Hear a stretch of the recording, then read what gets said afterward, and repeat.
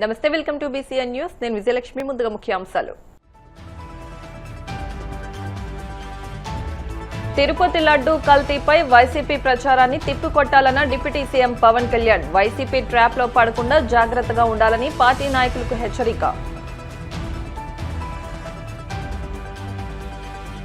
తిరుమల లడ్డు వ్యవహారంలో ఉద్దేశపూర్వకంగానే వైసీపీ నేతలపై దుష్ప్రచారం చేస్తున్నారు. కూటమి సర్కార్పై నిప్పులు చెరిగిన టీటీడీ మాజీ చైర్మన్ భూమన.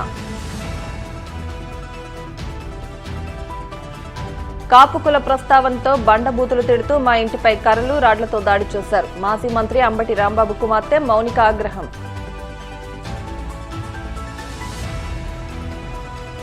పదవుల కోసం ఆస్తులు కూడబెట్టుకున్న మీరు తెలంగాణ జాతిపిత ఎలా అవుతారు? కేసీఆర్ పై తీవ్ర స్థాయిలో విరుచుకుపడ్డ ముఖ్యమంత్రి రేవంత్ రెడ్డి. జనసేన అధినేత ఉప ముఖ్యమంత్రి పవన్ కళ్యాణ్ తమ పార్టీ నాయకుల పనితీరుపై తీవ్ర అసంతృప్తి వ్యక్తం చేశారు. ప్రతి అంశంపైన తానే స్పందించాల్సి వస్తుంటే ఎమ్మెల్యేలుగా మంత్రులుగా మీరెందుకు ఉన్నట్టని మందలించారు. మంగళగిరిలోని సీకే కన్వెన్షన్ లో జరిగిన జనసేన కార్యవర్గ సమావేశంలో పార్టీ నాయకులు ఆయనకు దిశానిర్దేశం చేశారు. ప్రస్తుతం చర్చనీయాంశంగా మారిన తిరుపతి లడ్డు కల్తీ వ్యవహారంపై వైసీపీ చేస్తున్న తప్పుడు ప్రచారాన్ని ఎందుకు బలంగా తిప్పికొట్టడం లేదని పవన్ ప్రశ్నించారు. ఈ కల్తీ వెనుక వైసీపీ నేతలు కొందరు అధికారుల పాత్ర ఉందని ఆధారాలతో సహా నిరూపించాలని సూచించారు.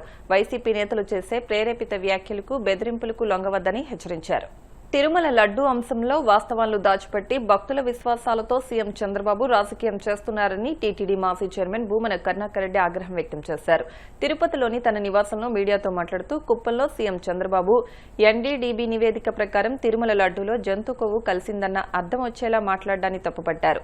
సీబీఐ దాఖలు చేసిన అనుబంధ ఛార్జిషీట్ ప్రకారం ఎన్డీడీబీ నివేదికలో జంతు కొవ్వు లేదని తేలడంతో ఆత్మరక్షలో పడ్డ సీఎం, టీడీపీ, జనసేన నేతలు ఎదురుదాడికి దిగారని విమర్శించారు. అందులో భాగంగానే జగన్, వైవి సుబ్బారెడ్డి తన ఫోటోలతో ఫ్లెక్సీలు ఏర్పాటు చేసి నెయ్యి కల్తీ దొంగలు వీరే అంటూ దుష్ప్రచారం చేయడం పక్కా ప్రణాళికతో జరుగుతోందని ఆరోపించారు.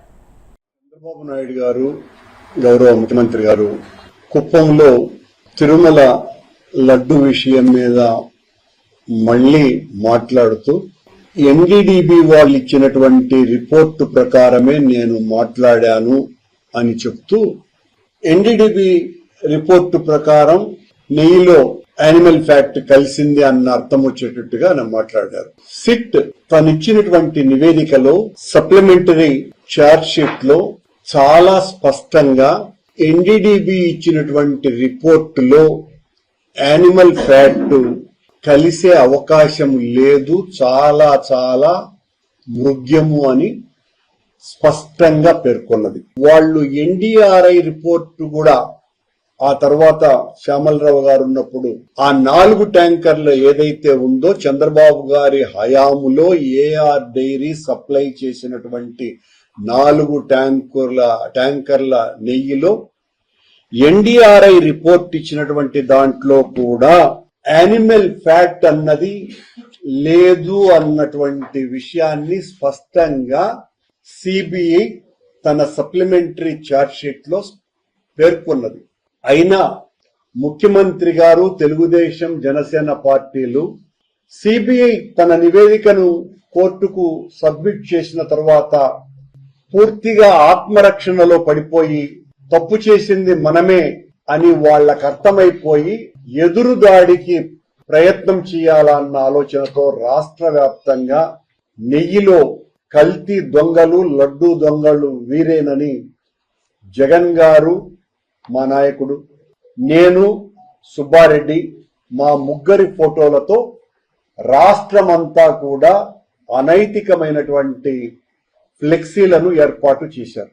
కావాలనే అయినా కూడా జనం నమ్మే పరిస్థితి పోయింది కనుక ఉద్దేశ్యపూర్వకంగా పని కట్టుకొని యాదృచ్ఛికంగా కాదు, భావోద్వేగపూరితంగా కాదు, పక్కా ప్రణాళికతోనే వైఎస్ఆర్ కాంగ్రెస్ పార్టీ నాయకుల మీద ఏదో ఒక నెపం మోపి వాళ్ల మీద దాడి చేయాలా అన్న ఆలోచనతోనే అంబటి రాంబాబు గారు తను అన్నటువంటి మాటలకు క్షమాపణలు చెప్పినా కూడా సహించలేకుండా చంద్రబాబు గారి ముఠా ఆయన ఇంటి మీదకి 3,000 మంది రౌడీ మూకలను పంపి ఆ రౌడీ మూకలలో కూడా తెలుగుదేశం పార్టీకి సంబంధించినటువంటి కార్యకర్తలు నాయకులే కాకుండా యాంటీ సోషల్ ఎలిమెంట్స్ ని పురికొల్పి జోగి రమేష్ ఇంటి మీద, రాంబాబు గారి ఇంటి మీద దాడి చేయించిన మాట పచ్చి వాస్తవం. మేము రాంబాబు అన్నటువంటి మాటను ఏ రకంగానూ కూడా సమర్థించము. ఆయన చేసింది తప్పు, పొరపాటు అని చాలా స్పష్టంగా చెప్పటం జరిగింది. ఆయన కూడా అంగీకరించి క్షమాపణలు కోరటం జరిగింది. కానీ డైవర్షన్ పాలిటిక్స్ లో భాగంగా భరించలేని చంద్రబాబు గారి పార్టీ, జనసేన పార్టీ ఈ రకంగా రాష్ట్రమంతా ఓ విధ్వంసకర రాజకీయాన్ని చేయటానికి దాన్ని సాకుగా తీసుకొని మా మీద దాడి చేస్తున్నది. పక్కా ప్లాన్ ప్రకారమే మా ఇంటిపై కర్రలు, రాడ్లతో దాడి చేశారని మాజీ మంత్రి అంబటి రాంబాబు కుమార్తె మౌనిక ఆరోపించారు. కాపు కుల ప్రస్తావన తెస్తూ లకారాలు జోడించి తీవ్రమైన పదజాలంతో దాడులకు పాల్పడినట్టు కన్నీటి పర్యాంతమయ్యారు. ఇంత నీచమైన రాజకీయాలు ఎప్పుడూ చూడలేదని మండిపడ్డారు. అక్కడే ఉండి కూడా పోలీసులు ప్రేక్షక పాత్ర పోషించారని తీవ్ర ఆరోపణలు గుప్పించారు. ఒక మహిళ ఆవిడ ఉపయోగించిన లాంగ్వేజ్ మీరు చూశారు. రెచ్చగొట్టి కావాలని ఎటువంటి పదజాలాన్ని ఇవాళ వాళ్ళు ఖండిస్తున్నారో అటువంటి పదజాలాన్ని ముందుగా ప్రథమంగా ఆయన మీద ప్రయోగించి ఆయన్ని రెచ్చగొట్టే ప్రయత్నం చేశారు. ఆ రెచ్చగొట్టిన ఆ హీట్ ఆఫ్ ద మూమెంట్ లో ఆయన ఒక రకంగా రియాక్ట్ అవడం జరిగింది. దాన్ని వెంటనే ప్రెస్ మీట్ పెట్టి, ఇంటికి వచ్చిన వెంటనే కూడా ఆయన ప్రెస్ మీట్ పెట్టి నేను అలా అనుండాల్సింది కాదు అని క్లియర్ గా ఆయన చెప్పారు. నేను అన్నది చంద్రబాబు గారిని కాదు, నేను నా మీద దాడికి వచ్చిన వాళ్ళని నేను అన్నాను. ఆయన ప్రజల చేత ఎన్నికవబడినటువంటి సీఎం, ఆయన అనే ఉద్దేశం నాకు లేదు అని ఆయన వెంటనే చెప్పారు. ఇలా చెప్పే దమ్ము ఎవరికి ఉందండి? ఇంతకు ముందు నేను రాజకీయాలు మాట్లాడాలని కాదు, నేను ప్రత్యక్ష రాజకీయాల్లో లేను. ఈ సందర్భంలో అది ప్రస్తావించాల్సిన అవసరం ఉంది, దానికి ఒక ప్రాముఖ్యత ఉంది. చంద్రబాబు గారు ఒక పబ్లిక్ మీటింగ్ లో మాట్లాడుతూ జగన్ గారిని ఉద్దేశించి ఆయన ఒక మాట అనడం జరిగింది, నీ పుట్టుకే తప్పుడు పుట్టుక అని.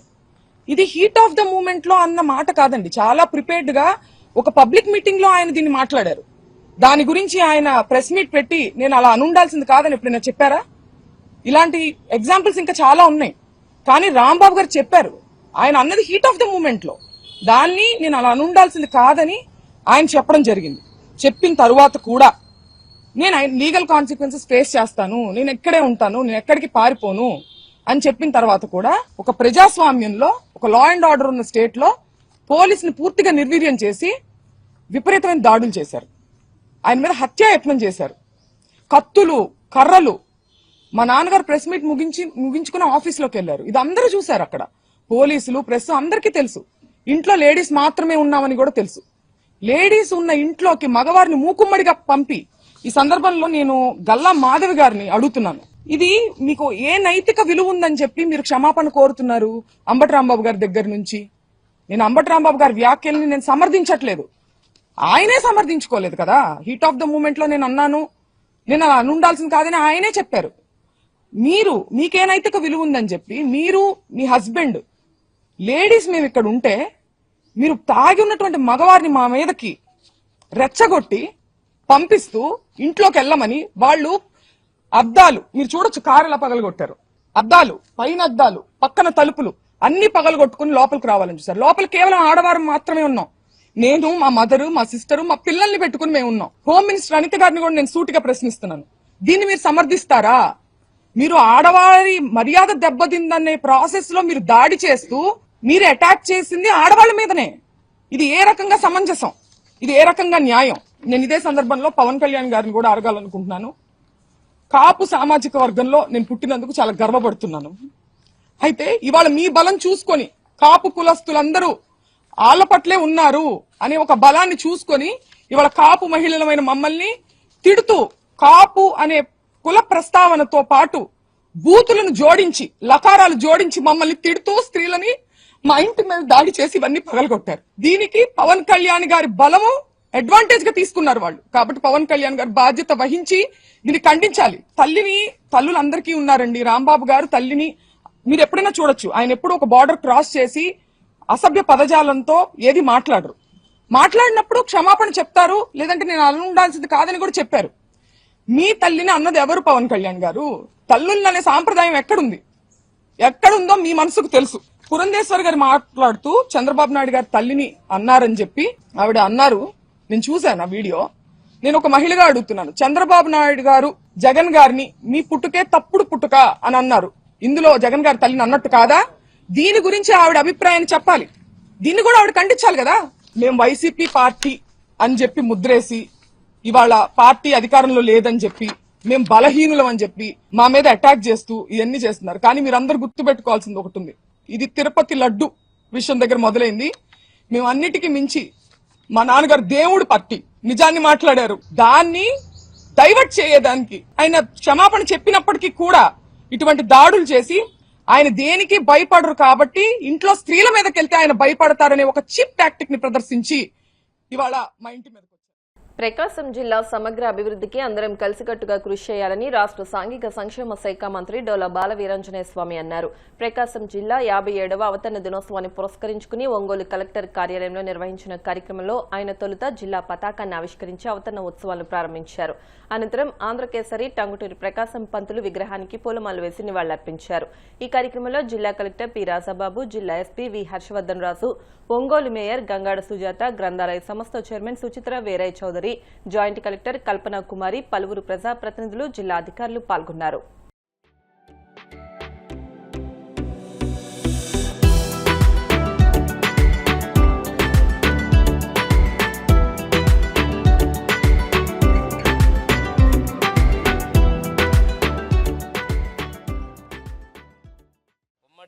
గుంటూరు, ఉమ్మడి కర్నూలు, ఉమ్మడి నెల్లూరు జిల్లాల నుంచి కందుకూరు డివిజన్, మార్కాపూర్ డివిజన్, ఒంగోలు డివిజన్తో ఏర్పాటు చేసినటువంటి జిల్లాలో గత 5 సంవత్సరాల్లో 2 సార్లు మనం మార్చుకోవడం జరిగింది. అంటే కొన్ని ప్రాంతాలు బాపట్ల జిల్లాలోకి, కందుకూరు ఏమో నెల్లూరు జిల్లాలోకి పరిస్థితుల్లో మొన్న 31వ తేదీన తిరిగి ప్రకాశం జిల్లాలో 4 ప్రాంతాలు మార్కాపురం జిల్లాగా ఏర్పడి కందుకూరు డివిజన్ తో పాటు రామాయపట్నం పోర్టు కూడా మన పాత ప్రకాశంలోకి రావడం చాలా సంతోషదాయకం. ఏది ఏమైనప్పటికీ ఈ ప్రాంత అభివృద్ధికి గౌరవ ముఖ్యమంత్రి గారు శ్రీ నారా చంద్రబాబు నాయుడు గారు, ఉప ముఖ్యమంత్రి పవన్ కళ్యాణ్ గారు చెప్పిన విధంగా కట్టుబడి ఉన్నారు. వెలుగొండ ప్రాజెక్ట్ ఈరోజు మార్కాపురం జిల్లా సపరేట్ అయినప్పటికీ కూడాను ఉమ్మడి ప్రకాశం జిల్లాకి అత్యంత ముఖ్యమైన ప్రాజెక్ట్ వెలుగొండ ప్రాజెక్ట్ ని ఈ సంవత్సరం పూర్తి చేయాలనే సంకల్పంతో మేము ముందుకెళ్తా ఉన్నాం. దాంతో పాటు జిల్లాలో ప్రధానంగా ఉన్నటువంటి పాలేరు పోతల చెంచా ఎత్తిపోతల పథకం, పరిసిపాడు ప్రాజెక్టులు కూడా రేపు బడ్జెట్ లో మేము ప్రాధాన్యత కల్పించబోతా ఉన్నాం. జిల్లాలో ఉన్నటువంటి ఈ కీలక ప్రాజెక్టులు కూడా పెద్ద ఎత్తున రేపు మేము